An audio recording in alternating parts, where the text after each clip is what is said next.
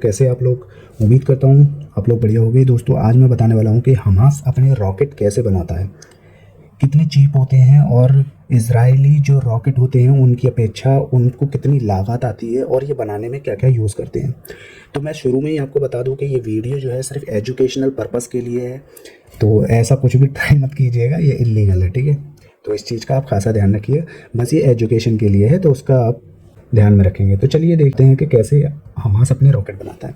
तो ये देखिए आप यहाँ पे कि हमास की रॉकेट आप देख सकते हैं, स्क्रीन पर नज़र आ रहे हैं, ठीक है। तो ये जितने भी रॉकेट आ रहे हैं यहाँ तक, ये सारे जो हैं ये, ठीक है, इनको कस्साम के नाम से जाता है, इनकी रॉकेट का नाम रहता है कस्साम। लेकिन कुछ इसमें आप देख सकते हैं कि एक्सेप्शन है, जो कि इन पे आरोप लगते हैं कि ईरान उनको डिलीवर करता है, जैसे कि ये वाली होगी फजर 3, फजर 5, और यहाँ पे आप देखिए ये सीरिया की मिसाइल बताते हैं, ठीक है। तो ये इन पे कुछ आरोप लगते हैं। बाकी इनकी ये जितनी भी मिसाइलें ये सारी बनाई हुई जो है वो हमास की हैं, और ये क्या यूज़ करते हैं आज इसी बारे में हम बात करेंगे। इनकी रॉकेट का नाम जो रहता है वो कस्साम रहता है। तो चलिए शुरू करते हैं, लेट्स बिगिन।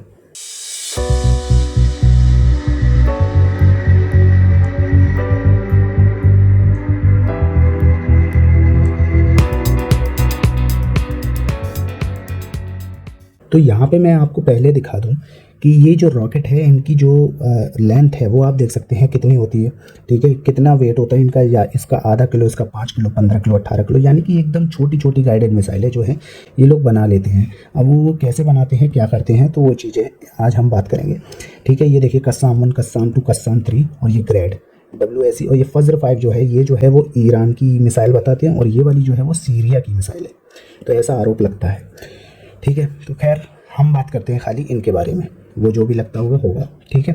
तो देखिए बताते हैं।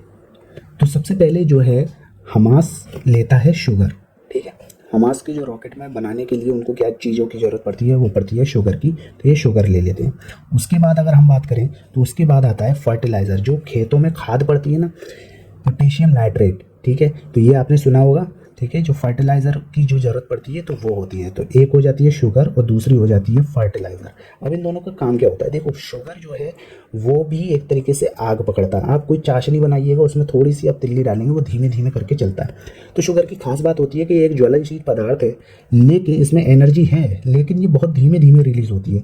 वहीं जब ये इसमें पोटेशियम नाइट्रेट, जब इसमें फर्टिलाइज़र हम मिक्स कर देते हैं तो इसे ऑक्सीजन की मात्रा ज़्यादा मिलने लग जाती है। तो ये तेज़ी से जो है फिर कंबशन करने लगता है, जिससे रॉकेट को थ्रस्ट पैदा होता है। थ्रस्ट बोले तो एकदम से जो है उसको उठाने में, जैसे होता है ना कि यहाँ आग लगती है, आग लगते एकदम से उठता है रॉकेट और गति पकड़ता है, तो वो कंबशन करके जो थ्रस्ट मिलता है ना, तो उसकी ज़रूरत पड़ती है। तो ऐसा रहता है कि शुगर में जब फर्टिलाइज़र मिला देते हैं तो उसे ऑक्सीजन मिल जाती है, जिससे वो और ज़्यादा कंबशन हो जाता है और ज़्यादा तेज़ी से चलने लगता है।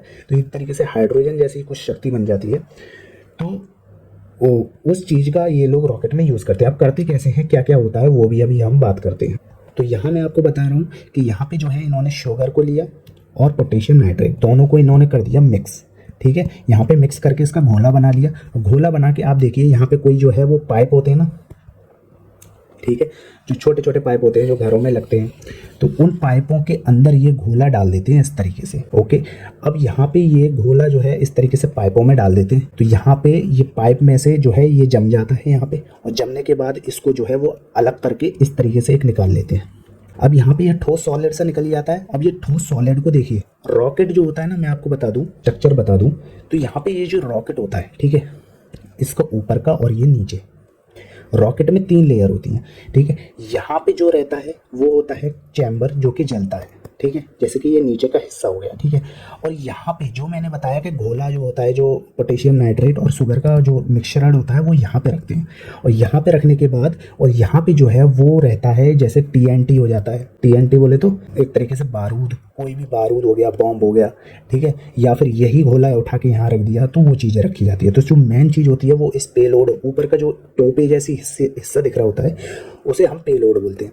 तो इस पेलोड में जो है जो भी वार हेड होता है, जो भी अटैक करने के लिए जो भी ज़रूरत की सामग्री होती है वो इसमें ही रखी रहती है। बाकी जो नीचे का हिस्सा होता है उसमें जो है फ्यूल है वो रखते हैं, फ्यूल, ठीक है।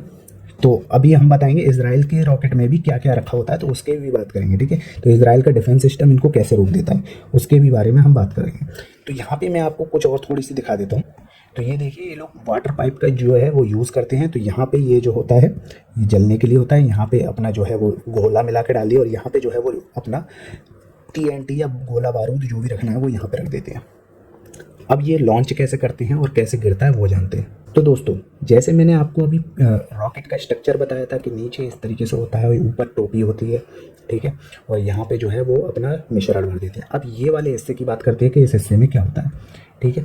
तो ये आप देख सकते हैं कि यहाँ पे ये पूरा जो है इसकी टोपी जैसा हिस्सा बना हुआ है। अब टोपी जैसे हिस्से में होता क्या है, देखिए, इसके टोपी में ऊपर की तरफ ये स्प्रिंग लगा दी जाती है, ठीक है, और यहाँ पे भर दिया जाता है बंदूक में या पिस्तौल में रख के जो हम कारतूस चलाते हैं राइफल में, तो वो वाला कारतूस रहता है। तो जब ये वार हेड जो ऊपर का ये जो टोपी वाला हिस्सा ना, ये जब ज़मीन से यूँ करके वर्टिकली टकराता है तो ये स्प्रिंग दबती है, तो ये वाला जो हिस्सा है वो इस पर टकराता है। तो यहाँ से ये जो है एक तरीके से गोली चलती है।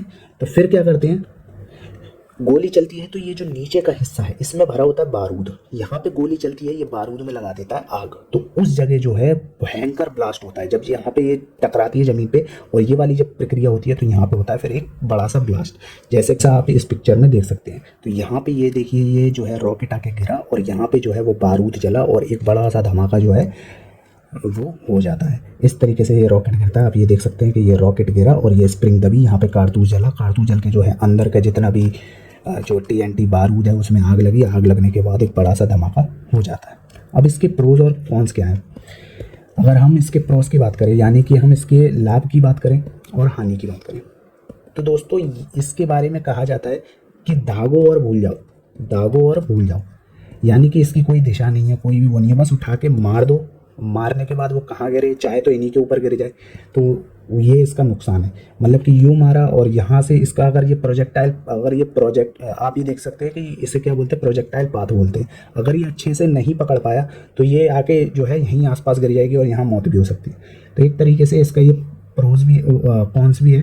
तो यहाँ पे अभी हम प्रोज की बात करें कि प्रोज क्या है, कि ये जो है अभी थोड़ी देर में हम इसके प्रोस की बात करेंगे, हम इसके लाभ की बात करेंगे। लाभ क्या है, ठीक है, अभी पहले हम थोड़ा और समझते हैं। आप देख सकते हैं इस तरीके से एक स्टैंड बनाया जाता है, उस पर ये इस तरीके से रख दी जाती है और यहाँ पे आप देख सकते हैं एक सुतली सी निकाल दी जाती है।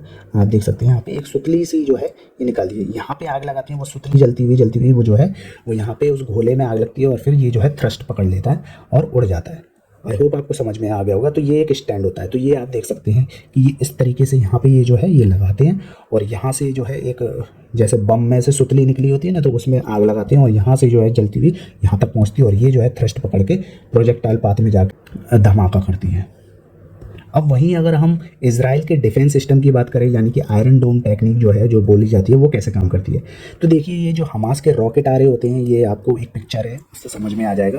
तो ये जो हमास के रॉकेट हैं ये आ रहे होते हैं, तो यहाँ पे ये जो है वो GPS ट्रैकर लगा होता है, वो रडार लगा होता है। वो रडार जो है उसको कैच कर लेता है कि मिसाइल आ रही है, ठीक है। तो वो जो है वो सिग्नल भेज देता है यहाँ पे कंट्रोल वैन को, सिग्नल जो है वो गन मशीन के पास भेज देती है। तो इस तरीके से यहाँ से रॉकेट निकलता है, रॉकेट निकल के यहाँ से इसको ब्लास्ट कर देता है। तो इस तरीके से ये जो है उनकी आयरन डोम टेक्निक काम करती है। अब इसके फ़ायदे और नुकसान क्या हैं और हमास वर्सेस इजराइल दोनों के रॉकेटों में क्या अंतर है, मेन अंतर क्या है, अब उसके बारे में हम बात करते हैं। यहाँ पे दोस्तों मैं आपको बता दूं कि हमास की जो कसाम मिसाइल है उसको बनाने में जो खर्चा आता है वो $300 से $600 आता है। अब $300 से $600 क्या होता है, तो एक तरीके से 24 से 25 हज़ार, यानी कि 24 से 25 हज़ार का खर्चा अगर मैं रुपयों में बात करूं तो उसमें तो 24 से 25 हज़ार में एक मिसाइल बनके तैयार हो जाती है, वो यहाँ पे स्टैंड में लगा के बूम। और वहीं दोस्तों मैं इजराइल की बात करूं कि इजराइल के रॉकेट में कितना लगता है, तो यहाँ आप देख सकते हैं $50,000 का एक रॉकेट। यानी कि अगर मैं $50,000 को रुपयों में कन्वर्ट करूँ तो ये गलत नहीं होगा, तो मैं आपको बता दूँ कि ये 30 लाख से 40 लाख रुपये का एक रॉकेट हो गया, ठीक है। 30 लाख से 40 लाख रुपए का एक रॉकेट हो गया। अब एक रॉकेट 30 से 40 लाख में लगता क्या है इसमें, तो उसके बारे में हम बात करते हैं। तो एक तरीके से कहाँ 24 हज़ार में काम और कहाँ 24 लाख या 30 लाख में काम।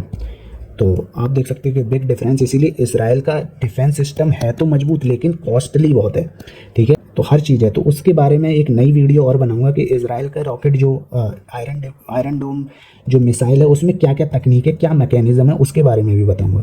फिलहाल के लिए मैं इसी की बात कर रहा हूँ कि हमास के रॉकेट का क्या है, नहीं तो वीडियो बहुत बड़ी हो जाएगी, 30-40 मिनट की हो जाएगी।